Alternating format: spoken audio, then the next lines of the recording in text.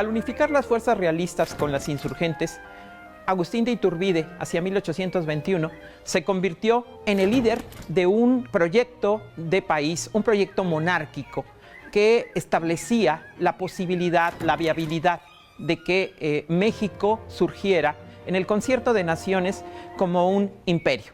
La genialidad de esta idea propició que Iturbide se convirtiera no solo en este líder, sino también en el protagonista central de los acontecimientos que en la historiografía se conocen como el llamado Imperio Mexicano. Un imperio efímero que, sin embargo, propició la creación, unas bases por las cuales, unas bases muy pragmáticas, por las cuales se constituyeron las instituciones de este nuevo país que se estaba proyectando. La idea monárquica, que estuvo en un principio en la mente de un sector de los criollos y de los peninsulares, que querían la independencia de México para no acatar la Constitución de Cádiz, fue conformando, fue creando las instituciones para la independencia de la España. A partir de 1821 y hasta 1823, el Imperio Mexicano surgirá como una opción pragmática ante la posibilidad de erigirse en una nación independiente y soberana.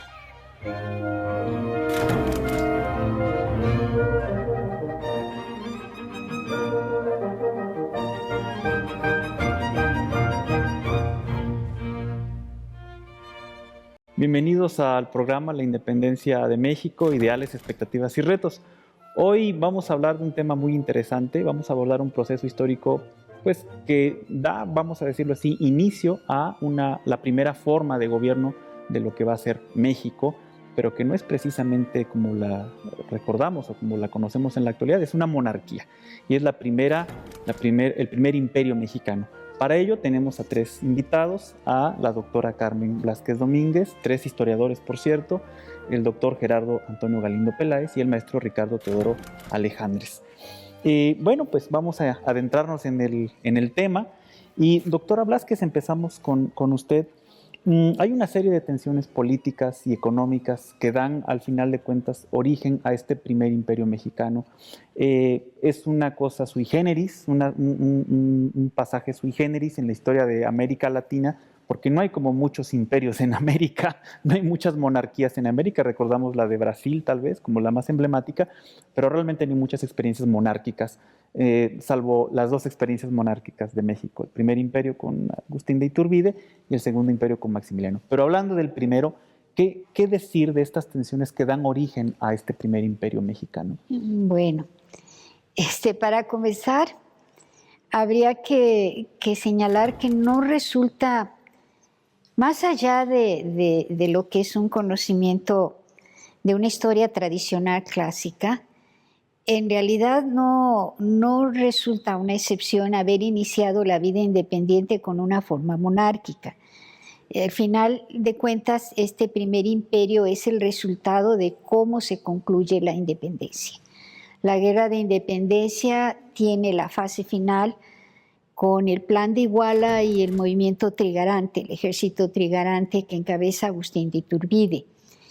Y atrás hay una serie de negociaciones hechas entre sectores peninsulares y criollos, que en un momento dado deseaban, por una serie de circunstancias y un contexto interno y un contexto externo, encontrar una salida, ¿no? Y al final de cuentas volverse una nación independiente que pudiera gobernarse a sí mismo. La forma de gobierno fue parte de la negociación, y esa parte de la negociación que se viene dando desde que desaparecidos Hidalgo y Morelos, la guerra de insurgencia entra en una fase de disgregación con algunos caudillos conocidos nuestros criollos, por cierto, como serían Guerrero o Bravo o Victoria.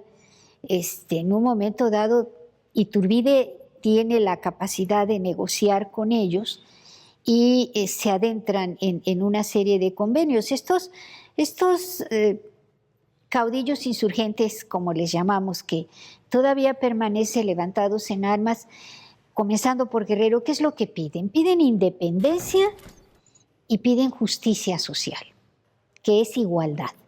Sí, como criollos se sentían todos esos sentimientos criollos existentes en años anteriores, desde finales del 18, décadas anteriores, están en ellos, ¿no? La forma como los trata, la forma como los ve España o los propios españoles llamados peninsulares. Entonces, ese descontento está allí, y al negociar con Iturbide, que representa intereses peninsulares del otro lado, ¿verdad?, que han impulsado su levantamiento armado, bueno, finalmente en esa negociación queda una forma de gobierno monárquica, que era lo conocido. Si bien había ideas liberales y republicanas en el ambiente que son propias de la época, no pesa el establecimiento de una república en ese momento, sino es como la consecuencia de lo que se era una forma monárquica a la cual se pertenecía, que era la corona española.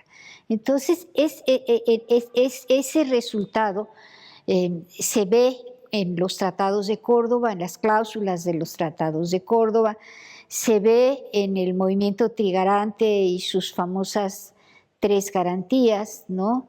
Independencia, unión, religión, ¿sí?, y monarquía. Una cuarta que no está en las tres era la independencia, la unión y la religión, que básicamente es la católica.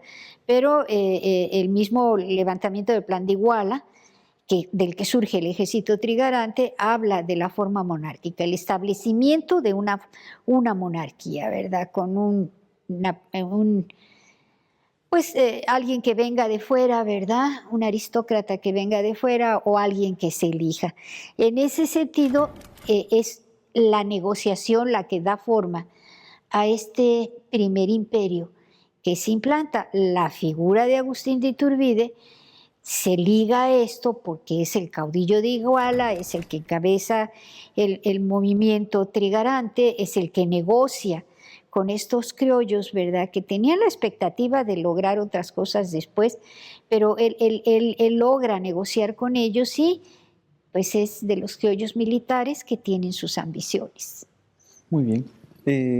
Doctor Gerardo Galindo, ¿no era sorpresa entonces o no tomó por sorpresa, vamos a decirlo así, un primer imperio? Lo que toma por sorpresa es tal vez que es un primer imperio mexicano, ¿no? Porque ya se había establecido, como bien lo ha apuntado doctora Carmen, esta aspiración de que un monarca católico de una casa reinante europea viniera a gobernar este territorio. Lo que causa sorpresa es que es el primer imperio mexicano. ¿Esto sería más o menos así? ¿Qué decir a este respecto? Bueno, como ya lo dijo la doctora Blázquez, había en el ambiente otras ideas, algunas fuertes, como la aspiración de una república. No hay que olvidar la influencia que los Estados Unidos de Norteamérica tenían ya sobre lo que era la Nueva España entonces y las colonias americanas, como una expectativa republicana que podría ser viable. Se va el modelo norteamericano, poco a poco se va instalando en la opinión pública como una posible manera. Pero lo cierto es, como ya se dijo, que la idea monárquica era la que permitía, al menos en el imaginario de quienes lo proponían, una estabilidad, darle una estabilidad al régimen, y bajo la premisa en la que se elaboraron los tratados de Córdoba de no en desatar el nudo sin romperlo.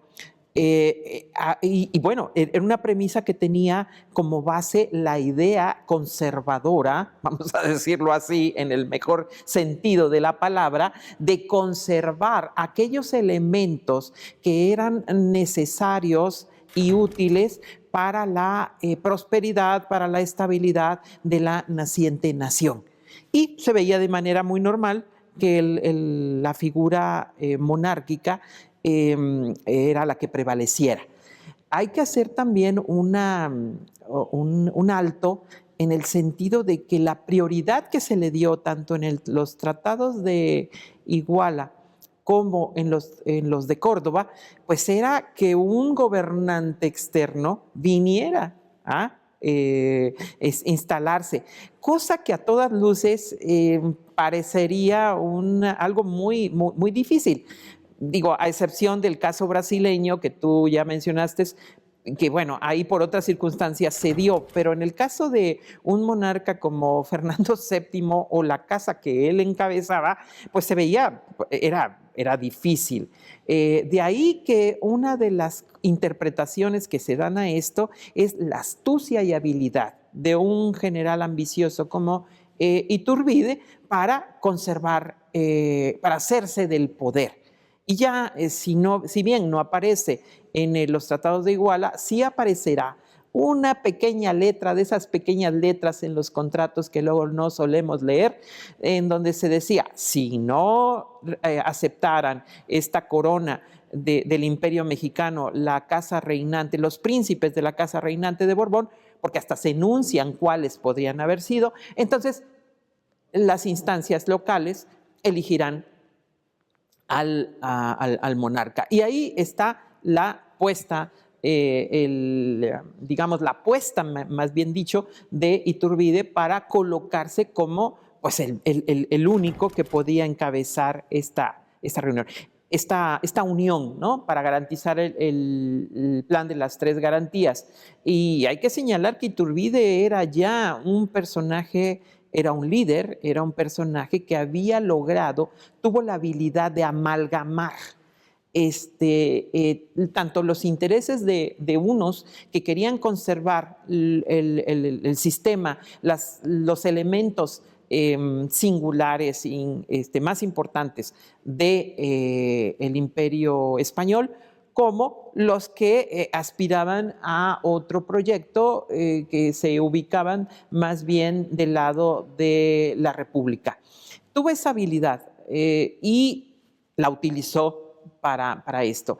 Hay que decir también que era un personaje que, si bien ambicioso, sí al menos deja ver en su correspondencia el interés que tenía en lograr, haciendo, digamos, énfasis en que era su percepción de la realidad, pues tenía interés en lograr esta estabilidad, esta transición, ¿no? Una transición que en muchos personajes de la época estaba presente, incluso en los antiguos insurgentes, ya no derramar más sangre, porque habían pasado 10 años desde el llamado de Hidalgo a la insurrección y esto, la cuota de sangre que el movimiento armado de independencia puso en la sociedad ya era inaceptable.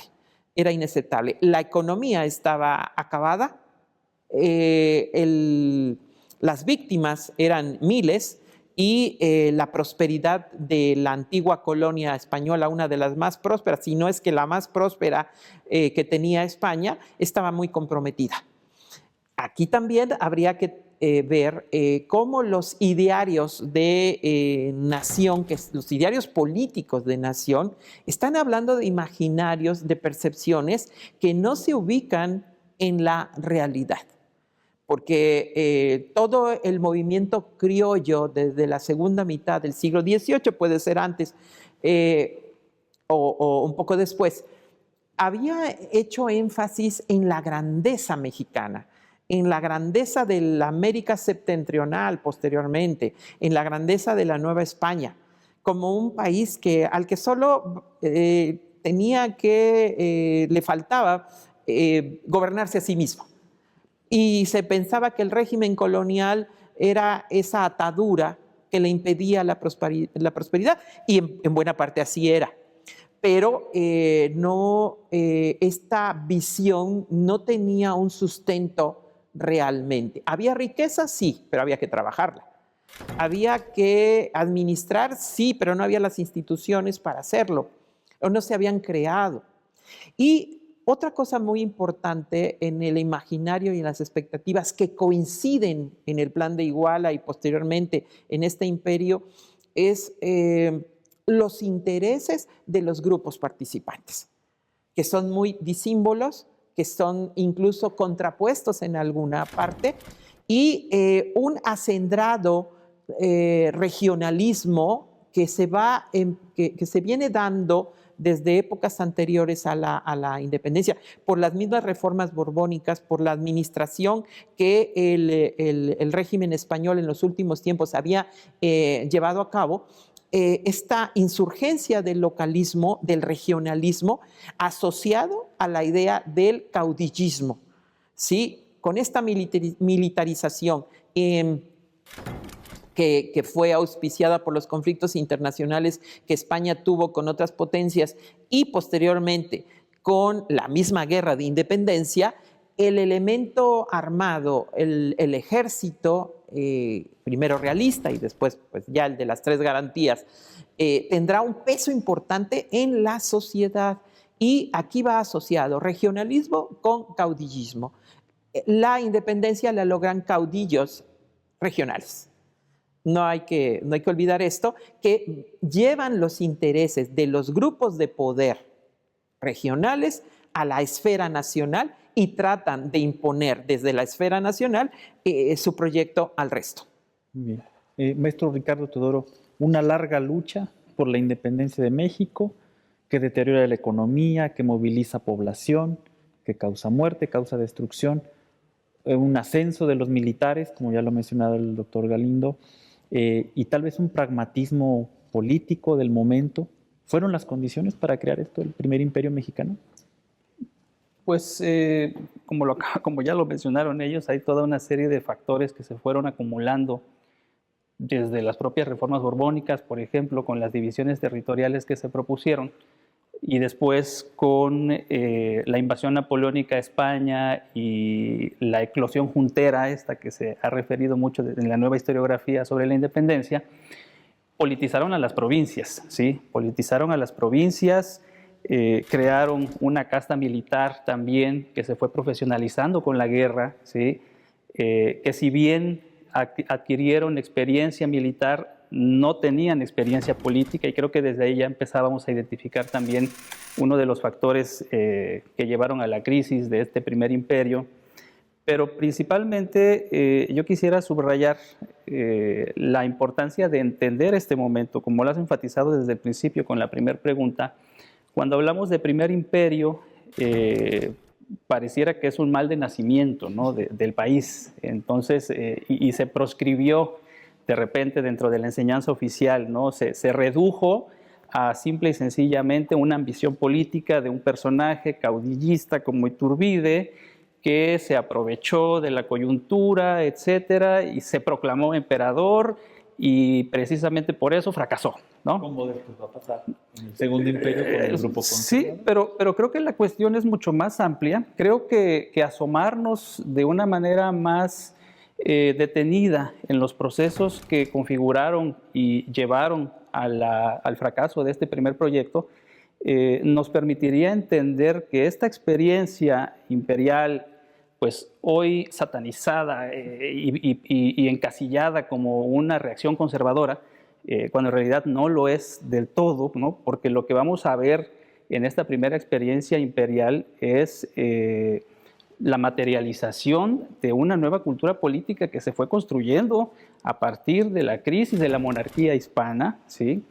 Y sobre todo no perder de vista que esta crisis de la monarquía hispana pues es continental, ¿sí? Es decir, estas ideas que se están manifestando y que están fluyendo y que dieron posibilidad a un acuerdo como el Plan de Iguala o como de los tratados de Córdoba, son resultado del consenso y de la articulación de ideas políticas que están circulando por el continente, ¿sí? De repente se hace mofa de la faramalla imperial y turbidista, ¿no?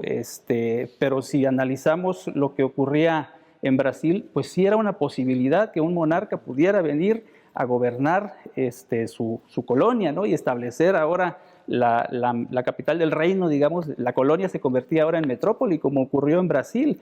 Si bien es cierto, como mencionaba el doctor Galindo también, los ires y venires convenencieros de Fernando VII terminaron por desgastar su imagen. Para 1821 todavía seguía vigente esta idea de mantener el lazo, ¿no? con la metrópoli.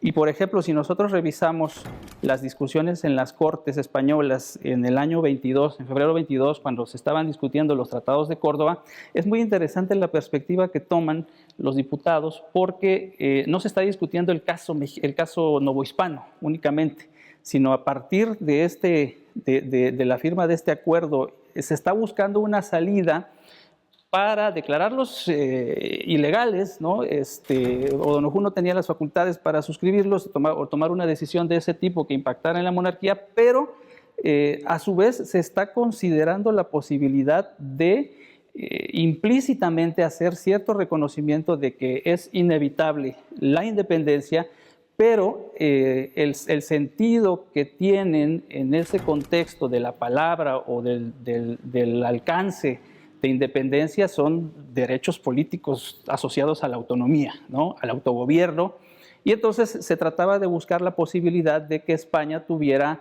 ventajas económicas. De hecho, O'Donoghue defiende los tratados de Córdoba arguyendo que para él fue un gran logro la negociación de ofrecerle la corona a los Borbones, pero también de buscar y suscribir un acuerdo que mantuviera precisamente atados los vínculos comerciales, que incluso en las discusiones en las Cortes hay una representación de los comerciantes de Cádiz que piden pues proteger el comercio, ¿no?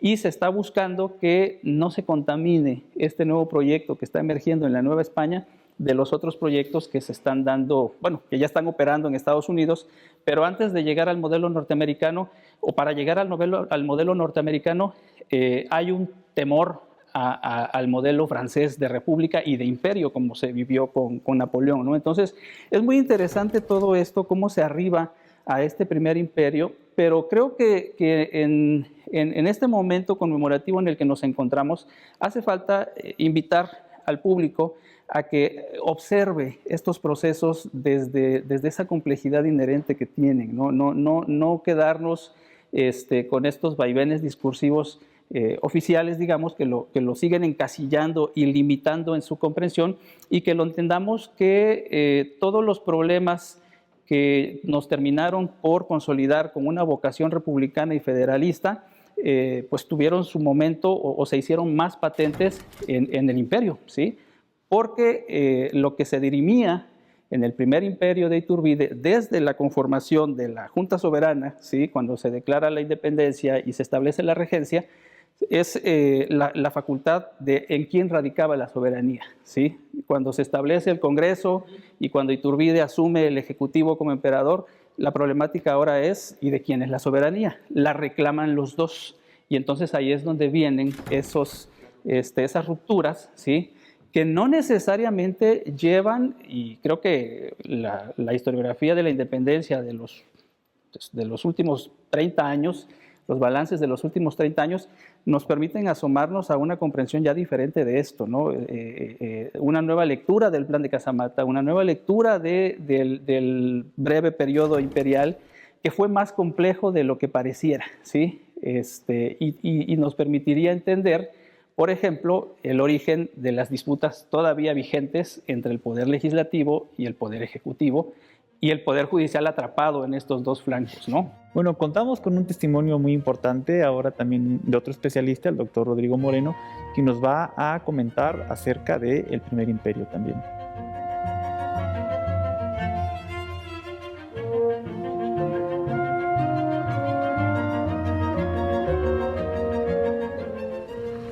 El imperio mexicano nace con la fuerza de una tendencia que a veces solemos menospreciar, que es la de los monarquistas, a veces entendidos también como borbonistas, y esta tendencia puja por un conjunto de demandas políticas que muy pronto se verán limitadas. Por otra parte, también encontramos la visibilización de un conjunto de grupos republicanos con distintos grados de radicalización y de expresión, y quizás en medio de estos dos grupos habría que ubicar a un conjunto de tendencias francamente constitucionales, no necesariamente gaditanas, pero sí constitucionales, y dentro de estas tendencias encontramos, bueno, distintas expresiones políticas que van de lo más moderado a lo más radical. En este ámbito del distinto entendimiento del constitucionalismo,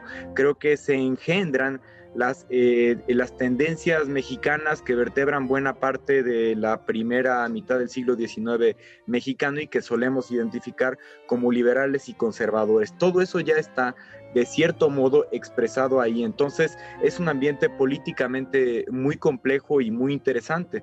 Dentro de las tendencias económicas, a mí me parece fundamental hacer eco de los estudios más propios sobre los ámbitos económicos y fiscales, que nos dejan ver, bueno, una circunstancia extremadamente delicada con la que nace el Imperio Mexicano, que tiene que ver con muchas de las dificultades generadas por 10 años de guerra. Creo que esto ni siquiera requeriría mucha más explicación, pero esos 10 años de guerra, entre otras cosas, suponen, bueno, por ejemplo, la contracción de la actividad minera, que era uno de los rubros más importantes de la economía de la Nueva España, una evidente fuga de capitales debido al sentido también rupturista de la independencia mexicana. Además de esta fuga de capitales, bueno, una debilidad del mercado interno y lo que los especialistas llaman una escasez de numerario. Entonces, esto nos dibuja en un escenario extremadamente delicado y complejo en términos económicos, a lo que tendríamos que sumar un escenario muy complejo en términos fiscales, es decir, esta suerte de presión económica se ve extremadamente agravada por un conjunto de malas políticas fiscales o políticas fiscales en todo caso contradictorias o que no ayudan a articular mejor este escenario extremadamente complejo en términos políticos. Entonces, yo creo que esto en pocas palabras tendría que explicarse en términos de una muy débil articulación de la Hacienda Nacional. O sea, está surgiendo un Estado independiente y ese Estado independiente no tiene una suficiente fuerza fiscal para articular sus propios gastos y sus propios ingresos, y eso también tiene que ver con el cambio de legitimidades que se operan en la fundación de un nuevo Estado.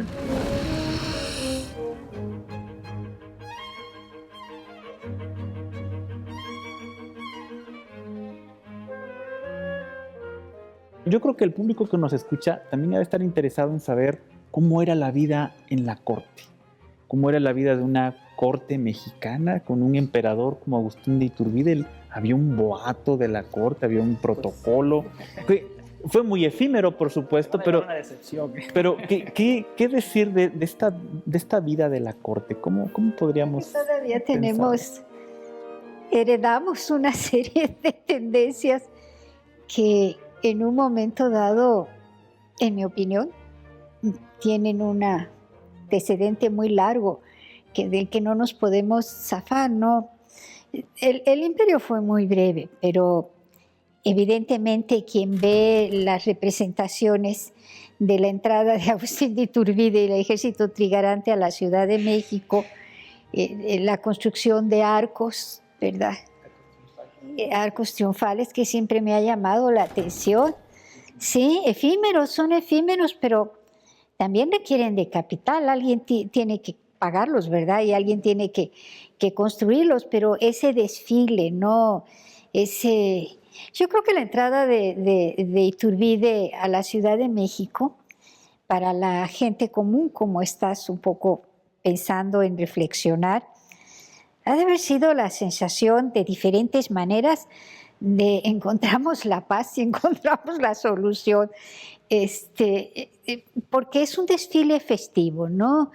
Es un descrito de diferentes maneras según las fuentes que en un momento dado uno aborde, pero no hay en esas descripciones algo que pudiera decir, como sí sucede con la llegada de Maximiliano y Carlota, ¿verdad? Que no todo el mundo está feliz, ¿no? Sí, no, en el caso de Iturbide, sí. Pero además es, a ver, no hay que perder de vista que el virreinato tiene ya todo un ceremonial cortesano, ¿no? Que venera a un monarca que no está aquí, ¿no? Esa función simbólica la asume un virrey. Y en el Palacio Virreinal hay un trono, ¿no? Hay un salón del trono, sí, por si en algún momento dado se le ocurriera llegar, pues que ahí se siente, ¿no? Donde participan diferentes estamentos. Pero en tanto, la representación simbólica del monarca, pues forma parte de este imaginario. El uso de banderas, por ejemplo, también de blasones, es muy común en los ejércitos, incluso en la Guerra de Independencia, cada bando tiene sus banderas, ¿no? Está como que bastante arraigada esta idea de los símbolos, el poder de los símbolos, la configuración de una bandera de 3 colores con lo que representa tiene antecedentes que no alcanzan a explicarse desde la imaginación del propio Iturbide. Tienen muchos referentes porque pues hay un conocimiento también de todo este aspecto cortesano. En el aspecto específico del Primer Imperio, no hay que perder de vista que llegamos se llega a proclamar pues, un imperio después de un periodo de 10 años de guerra. Entonces hay una bancarrota que no permite hacer visibles tampoco una vida cortesana como tal, ¿no? Lo que sí vamos a encontrar en la prensa, ¿no? Por ejemplo, si la gente quiere saber, puede buscar en la hemeroteca, en la página de la Hemeroteca Nacional, la Gaceta del Imperio, ¿no? Pues sí hay mucho trabajo, mucha chamba en cuanto a establecer los protocolos de la corte, ¿sí? A establecer todos los ceremoniales de etiqueta y demás, porque se está inventando una tradición, dijera Hobsbawm, en ese sentido, que tiene precedentes muy marcados. Si observamos el caso brasileño, pues hay una corte desde 1808 que mudó desde Europa, que se trajo el tesoro real, que se trajo la biblioteca, que se trajo muchos símbolos que tenían que remarcar la vigencia y la existencia del imperio en ese caso, pero aquí no hubo tiempo, digamos, de armarlo. No hay una vida cotidiana de boato real como podría pensarse.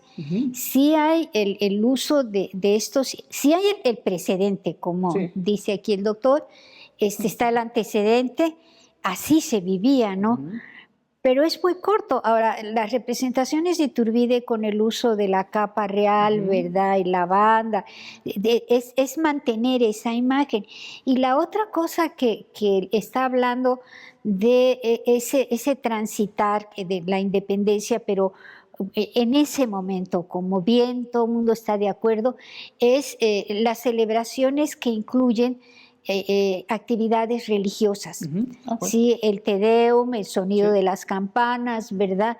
Es un poco como, miren, estamos regresando a la cotidianidad, vamos bien, y todo el mundo con la expectativa y el imaginario. En eso tiene mucha razón el doctor Galindo, el imaginario, lo que suponen que en un momento dado han logrado o van a lograr. Sí. Yo creo que eso también es muy importante, y yo creo que también es importante que, aunque en esa llegada y en ese iniciar una vida cotidiana no se muestra, es cómo comienzan a haber diferentes visiones, y retomo lo que dice el doctor Galindo, que es el imaginario, de imaginar lo que sería el país y la sociedad. Y sobre todo, construir el imaginario ahora de una monarquía mexicana, ¿no? Que eso lo vamos a encontrar pues, en el arte, ¿sí? En una de las representaciones de la coronación de Iturbide, tiene a Hércules a un lado y tiene a una patria representada con plumas de colores a la usanza indígena. Que se supone que es la usanza indígena, ¿no? Sí, exactamente. Y entonces, pues, desde ahí, pues sí, visualmente tiene un impacto y genera lo que Patricia Galeana llama la fascinación por el imperio, que cuando llega Maximiliano también se va a retomar buscando enlazar con el imperio de Iturbide, con la declaratoria del nieto de Iturbide como heredero de Maximiliano, ¿no? Y toda esta cuestión que se da en su momento. Muy bien. Doctor Gerardo Galindo, ¿qué cambia y qué permanece en esta nueva forma de gobierno? Es decir, ¿qué cambia en esta nueva forma de gobierno, si es que algo cambia? ¿Y qué puede permanecer de esta estructura colonial novohispana? Yo quisiera retomar lo que ya se ha mencionado aquí para ir a la contestación de esta pregunta. Retomaría yo una parte de lo que se llama el imaginario se va construyendo, no es del momento de la época de Iturbide, es muy anterior. Sí hay una diferencia, creo yo, porque la corte virreinal era austera. Hasta donde se puede ver, el virrey no ostentaba por la propia investidura que se fue dando durante los 3 siglos, no tenía ese gran boato. Aquí están los símbolos del poder y el poder de los símbolos. Los símbolos del poder para el virrey, pues era su propio nombramiento, cierta parafernalia que había, ciertos honores que se le debían. Se fue acrecentando con la militarización, con la llegada de la militarización, y allí entró otro tipo de cuestiones. Sí existía también, sí existía un salón del trono, y sí existía en los llamados nobles mexicanos de esta época, en sus casas señoriales tenían un salón del trono, porque aspiraban a que algún día el rey los visitara, si es que esto era posible. Y tenían un reservado, recuerdo de una fotografía de una casa en la Ciudad de México que todavía conserva el Salón del Trono, por si alguna vez al rey se le ocurría venir. Nos parece risible, pero bueno, eso era era lo real.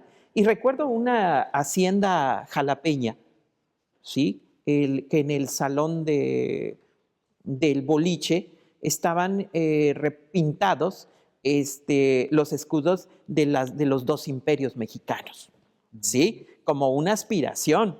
Aquí en el Molino de Pedreguera, el Molino de Pedreguera tenía esa simbología, ¿no? Ignoro si sobrevivieron, lo recuerdo hace unos 20, 25 años. Pero, bueno, para tener un poco eso, los usos.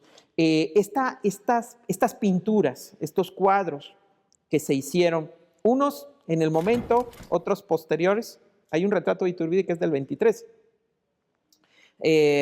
pintado con la parafernalia de emperador. Pero estos cuadros de la coronación en la Catedral de México o la ceremonia de la Orden de Guadalupe, que tiene como objeto crear una especie de nobleza mexicana, ¿no? Pues son situaciones que por un lado mandan el mensaje de miren, este es el proyecto, este es el inicio de un gran proyecto, porque estamos llamados a ser una gran nación, porque estamos en el concierto de naciones, como se decía en ese entonces, estamos llamados a ser grandes. Esto tiene una raíz en el pensamiento criollo colonial de un siglo atrás. Y por otro lado, también la cuestión de los cimientos en que se construye todo esto, pues tienen una parte de conservar, ¿sí? Como ya se dijo anteriormente, conservar la estabilidad, conservar la religión, conservar la unión, ¿sí? Pero no hay que olvidar que aquí, en esta etapa, quizá desde mucho antes, por supuesto, y posteriormente durante todo el siglo XIX, ¿sí? La soberanía de esto, la soberanía reside en un pueblo imaginario, ¿sí? En un pueblo. Las élites se abrogan, se asumen el derecho de hablar en nombre del pueblo. Y son proyectos de los grupos de poder, ¿sí? Que están por la pintura, por la parafernalia de las ceremonias, por todo este boato, por el mismo comportamiento de unos y otros actores políticos. Estamos hablando de un proyecto de nación que no tiene una base popular, ¿sí? Que se asume estas élites como representantes del pueblo. Dicho esto, pues bueno, hay fuerzas centrífugas y centrípedas, ¿no? O sea, fuerzas que quieren conservar lo que se pueda conservar, lo que asumen que se debe de conservar, y otras fuerzas que están en el contexto de las ideas políticas de la época, que a nivel mundial, bueno, en Occidente, internacionalmente se están manejando, pues quieren la innovación, quieren la renovación, quieren los cambios. Hay modelos políticos que se están poniendo a discusión, que se discuten. Hay sociedades secretas que en el imperio tienen un gran protagonismo, ¿sí? Son sociedades secretas que tienen también su propio proyecto político, que puede ser conservador, que después devendrá en conservadores y liberales, pero que en este momento la gran discusión está en eso, ¿no? Y una parte de la poca duración del imperio es que no pudo contener toda esta formación, todo este constructo entre ideal y real, entre lo ideal y el margen real de las cosas, no pudo ser viable porque no tenía una base sólida, no pudo contener estas fuerzas contradictorias que se iniciaron con el plan de con el plan de Iguala, esta unión artificial de proyectos contrapuestos, ¿sí? de ideas contrapuestas que emergen en un congreso. Hay un pensador que ahorita no recuerdo, uno de los pensadores mexicanos que hace un análisis sobre esta época, que decía, más le valdría a Iturbide no haber establecido una monarquía moderada, sino una monarquía absoluta. Porque en el proyecto de un parlamentarismo, de una cierta presencia del Congreso, pues llevó la soga al propio cuello, porque como ya se dijo aquí, pues la primera discusión es en quién reside la soberanía, y ambos están peleándose por la soberanía. Uno porque asume que el emperador la debe de tener, y porque se trabajó por la independencia para no asumir el modelo de monarquía que la Constitución de Cádiz establecía, ¿sí? Pero por otro lado está esa variante por ahí contradictoria de que, bueno, el modelo de las Cortes, que le pone límites al gobierno monárquico, y entonces eso no se puede dirimir. No llegamos muy temprano o muy tarde, según se vea, a una discusión en otras latitudes, porque adoptamos modelos políticos que no tienen una relación con nuestra realidad, y entonces asumo que no había la experiencia política para manejar este tipo de contradicciones, que finalmente la política es eso, es el arte de manejar las contradicciones, ¿no? Aquí, perdón.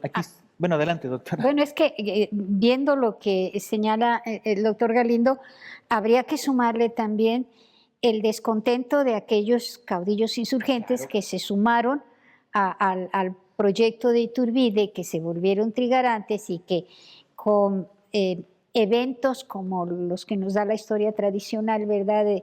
El abrazo de Acatempa, por ejemplo, en donde se asume que ya Guerrero se adhirió a Iturbide. En realidad no es así, están las negociaciones, y frente a esto que está haciendo Iturbide, que bien ha señalado, una gente como Guerrero, que en realidad ¿qué pedía? Como otros caudillos insurgentes criollos, como los Bravo también, y hablo de los Bravos porque son núcleos familiares, ¿no? Los Guerrero y los Bravos, entre otros, lo que querían era independencia e igualdad. Igualdad. Y esa igualdad no se las da el primer imperio. Porque el término de igualdad está en función de los intereses que ellos manejan, los intereses locales, regionales, el poder que han logrado con la militarización, con el mandar contingentes, les los pone en la escena nacional y hablan desde pero hablan desde su propia realidad, desde su propio interés más local. Y no se están viendo satisfechos, no están viendo esta satisfacción de sus expectativas. A uno de ellos lo nombra Iturbide mariscal del imperio, una cosa así, le da un título ahí rimbombante, creo que es a Guerrero. Pero bueno, eso no satisface. Pero Guerrero ejemplifica muy bien ese descontento de estos caudillos insurgentes que se van a la guerra. Y si no se van a la guerra porque sean campesinos pobres. Es decir, a Guerrero se le distingue hoy por la raíz criolla y se le habla también, sobre todo hoy, ¿verdad?, de la parte que es mulata y la raíz africana, ¿sí? Realmente no hay un retrato real, no hay una pintura real de Guerrero. Las que conocemos son representaciones que se hicieron en función de las descripciones de algunos de la época, comenzando inclusive por Hidalgo, que decía que tenía patillas muy largas.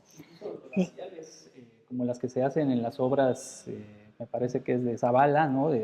Con un tinte racial discriminatorio. Sí, ¿no? que sí tiene la piel un poco más oscura. Hizo retratos sí, pero al final de cuentas, por ejemplo, ese núcleo no era gente iletrada. Habían tenido una cierta instrucción, eran buenos con lo básico, leían, escribían, conocían, salían las matemáticas básicas para llevar sus negocios, tenían una hacienda, el núcleo familiar tenía una hacienda, eran arrieros, y el ser arriero no era una cuestión despectiva ni mucho menos, era tener capital que se invirtió para mover mercancías y tener animales y pagar los hombres que llevaban los animales, y tenían redes de comercialización de sus propios productos y contactos con otros. Así estaban cuando oyeron sobre el movimiento de Hidalgo y luego el de Morelos. No se sumaron a la independencia al grito de Hidalgo. Cuando conocieron sobre todo a Morelos se sintieron más vinculados y entonces se lanzan. Y el descontento es por la situación criolla. El descontento es por la situación criolla. Yo no conozco hasta ahorita un análisis historiográfico que reconstruya este evento del abrazo de Acatempa. Hay algunos historiadores más tradicionales que dicen que es el momento de unión con Iturbide. Hay otros que dicen que ni siquiera fue Guerrero el que estuvo en la reunión, sino alguien y que conocido no fue en Acatempan, sino un poquito más. Y en otro lado, ¿verdad? La significación de todo este imaginario independentista que se construyó con símbolos muy precisos, ¿no? Pero también ahí es donde tenemos que entrar a esta observación crítica de dónde provienen esas fuentes, porque mucho de lo que se nos arraigó sobre la independencia y en particular sobre la consumación y todas las ideas sesgadas sobre el imperio, pues son de fuentes de la época, que eran enemigos o estaban inconformes, ¿no? Como Carlos María de Bustamante. Y la historia tradicional. Y la historia tradicional también, sí, pero por ejemplo, pues hoy en día, yo le diría, en el caso del abrazo de Acatempan, ¿no? Los trabajos de Jaime del Arenal, que han rastreado más bien esta comunicación epistolar, más que ir y verse, porque pues al final de cuentas la desconfianza debe de ser natural, o sea, ¿quién me garantiza que te voy a abrazar y ahí me detienes, ¿no? Cualquiera de los dos. Entonces, es también un poquito de criticar esas versiones oficiales que pretendían construir esos vínculos de hermandad que no siempre había. De entender el proceso realizados por hombres. Es decir, al final de cuentas, el trasfondo de los dos principales actores en este caso son criollos, pero no es lo mismo el criollo Iturbide al criollo Guerrero. Y al final de cuentas, yo creo que el actuar de Iturbide con todo el boato de soy el primer emperador, la forma como se le percibe por sus propios contemporáneos debe haber sido diversa. Para Guerrero ha de haber sido una desilusión o una decepción, porque no obtienen, como bien ha dicho, lo que quieren. Pero para otros, como es Antonio López de Santana, ahí el enojo es porque no soy yo o porque no me tratas igual. Sí, no en el sentimiento de Guerrero, que tiene un poco más la vinculación por el tipo de lugar donde estaba su hacienda, por la propia actividad de la hacienda, por la arriería que desarrolla. La otra cosa que tiene la familia de Guerrero es que son armeros. Son armeros.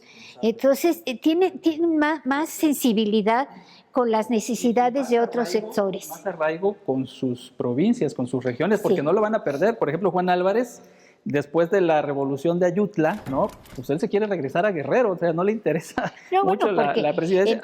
En medio de estas situaciones que preguntas de vida cotidiana, pensando, por ejemplo, en esta época de Primer Imperio y en la llegada de Guerrero, de Vicente Guerrero a la Ciudad de México, supuestamente vinculado con el emperador, la crítica que comienza sobre él y que se hace muy violenta en décadas adelante cuando va a ser presidente o está jugando de otra manera en la política, la crítica es porque no tiene urbanismo, si lo podemos llamar de esa manera. No es que fuera ignorante, porque además esa crítica también la historia más tradicional mexicana la saca, y que no se le quería porque era mulato y porque tenía raíces africanas. No es solo eso, no es solo el color de la piel que en un momento puede haber estado presente. Buenas maneras. No tiene buenas maneras, no, pues bueno, no, seguramente en la hacienda y en el campo pues, no va a comer con una vajilla de porcelana ni a tomar vino en copas, ¿no? Que pudiera ser algo más común en ese momento. Entonces, lo que se le critica es la falta, bien dicho, de buenas maneras. Vamos a tener que cerrar, desafortunadamente, cuando más se pone interesante el debate. Creo que el público se queda los espectadores se quedan realmente con una buena idea de lo que es este Primer Imperio. Les agradezco muchísimo su participación. Esperamos pues, contar con su presencia en otros foros de difusión y divulgación. Pues muchas gracias y gracias también a la audiencia por escucharnos.